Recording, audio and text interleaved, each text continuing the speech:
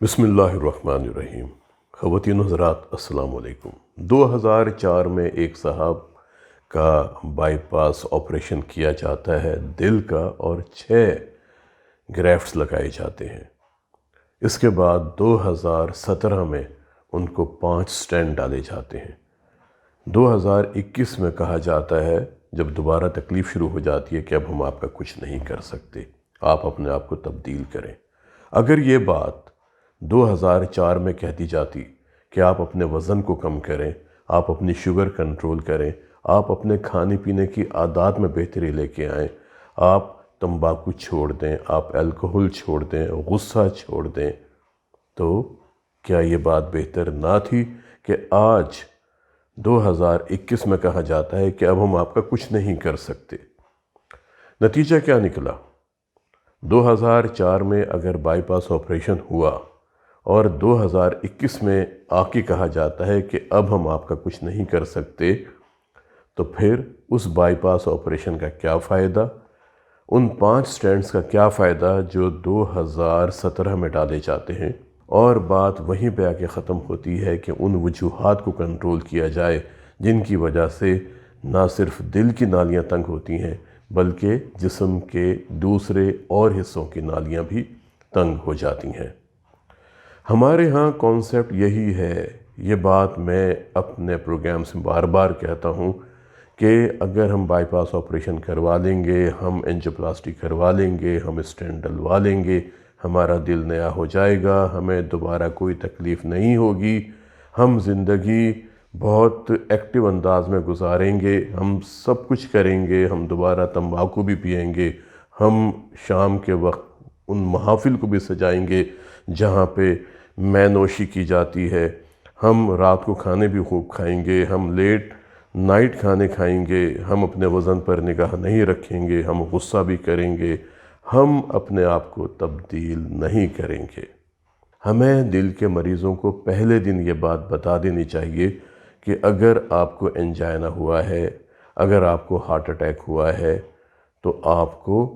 اپنے آپ کو تبدیل کرنا ہوگا۔ آپ آج سے یہ سوچ لیں کہ میں نے تمباکو نوشی نہیں کرنی، میں نے الکحل کا استعمال نہیں کرنا، میں نے وزن کم کرنا ہے، میں نے اپنی خوراک کو سادہ کرنا ہے، میں نے گھر کے تازہ بنے ہوئے سادہ کھانے کھانے ہیں، میں نے مرغن غذائیں نہیں کھانی، میں نے گھی نہیں کھانا، میں نے دیسی گھی نہیں کھانا۔ ہمارے ہاں کانسیپٹ ہے نا گاؤں دیہات کے اندر کہ اگر ہم نے دیسی گھی نہ کھایا تو ہم کمزور ہو جائیں گے۔ میں کبھی بھی دیسی گھی کے خلاف نہیں ہوں، بچوں کو گھی دینا چاہیے ایک اعتدال میں، ایک خاص مقدار میں، لیکن اگر آپ اس کو استعمال کر سکتے ہیں۔ گاؤں کے رہنے والے اگر ایک گاؤں سے دوسرے گاؤں پیدل جا سکتے ہیں، شہروں میں رہنے والے اگر مرغن غذا کھانے کے بعد اس کو استعمال کر سکتے ہیں تو ضرور کھائیں، لیکن وہ جو مریض نہیں ہے۔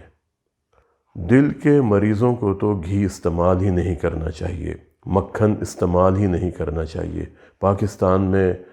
مختلف ناموں سے ملنے والے آئلز جو دستیاب ہیں، یہ صحت کے لیے کوئی بہت اچھے نہیں ہیں۔ ان کی تیاری بہت معیار کی نہیں ہے۔ ہو سکتا ہے کوئی 1-2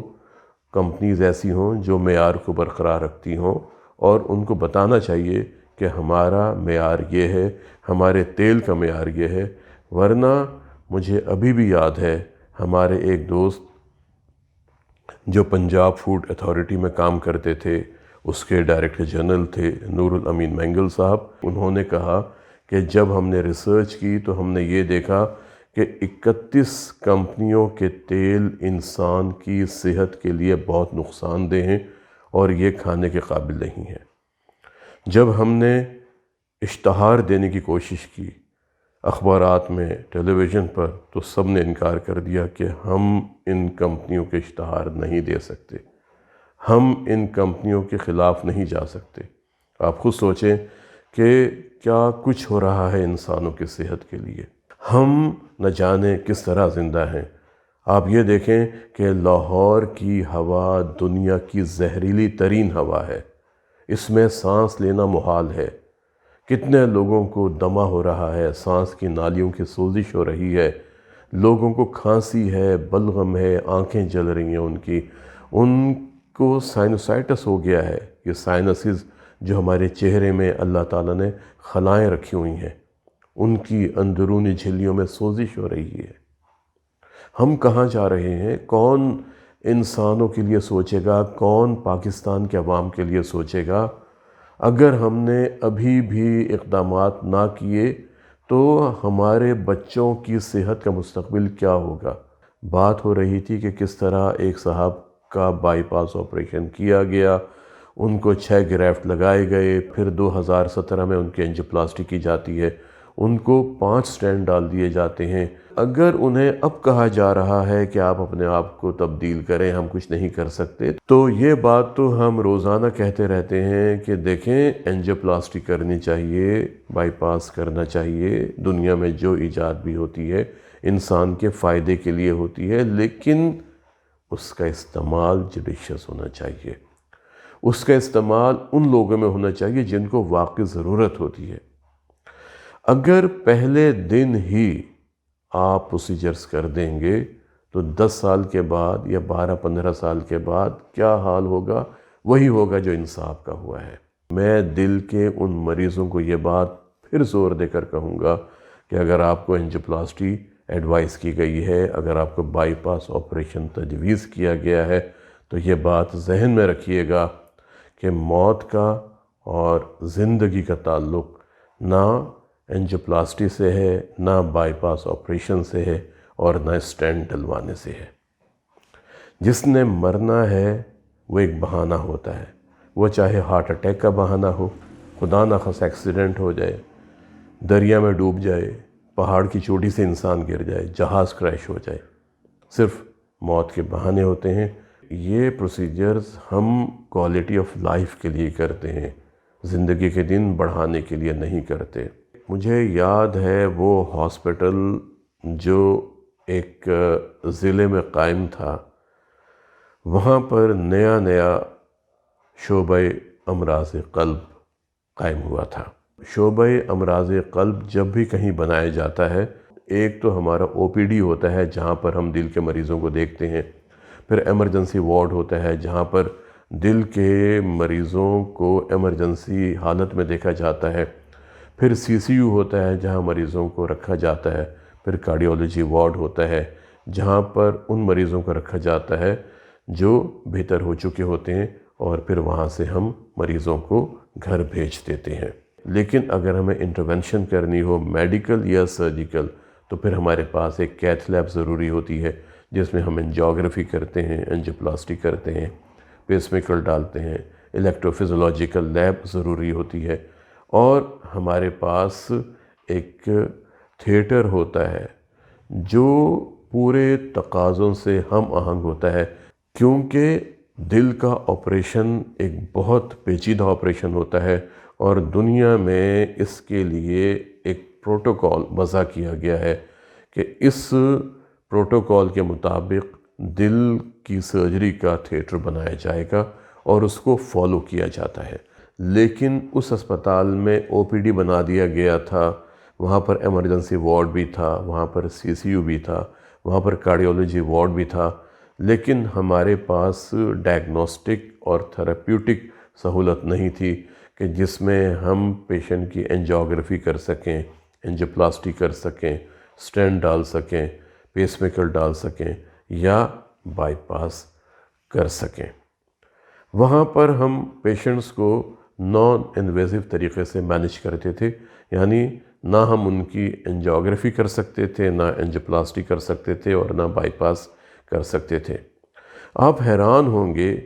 کہ 5 سال کے دوران جتنے مریض ہم نے دیکھے، ان میں سے ایک بہت بڑی تعداد آج تک اپنی زندگی کے دن بہت اچھے انداز میں گزار رہی ہے، کیونکہ ان تمام مریضوں کو ہم نے کلینکلی مینیج کیا۔ جب یہ مریض ہمارے پاس لائے جاتے تھے، ہم ان کی ہسٹری لینے کے بعد، ان کا معائنہ کرنے کے بعد ان کو دوائیں تجویز کرتے تھے، ان کو انجیکشنز دیے جاتے تھے، ان کو ایک خاص مدت تک ہسپتال میں رکھا جاتا تھا، اور پھر انہیں گھر بھیج دیا جاتا تھا۔ لیکن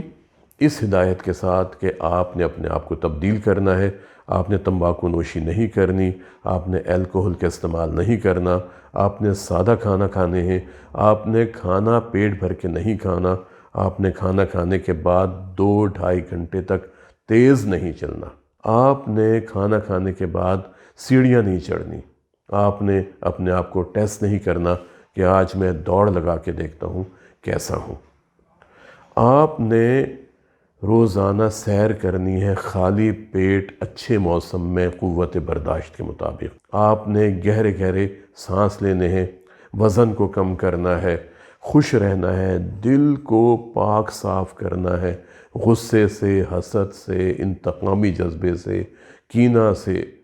یہ تمام چیزیں ہیں جو دل کی دھڑکن تیز کرتی رہتی ہیں، جن کی وجہ سے بلڈ پریشر ہائی رہتا ہے، نالیوں میں تنگی آتی ہے، اور وہ خلیے جو خون کے لوتھڑے بناتے ہیں ان میں چپکن زیادہ ہو جاتی ہے، ایڈھیسونیس زیادہ ہو جاتی ہے، لوتھڑے بننے کا عمل زیادہ ہوتا ہے، اور یہ تمام فیکٹرز مل کے پھر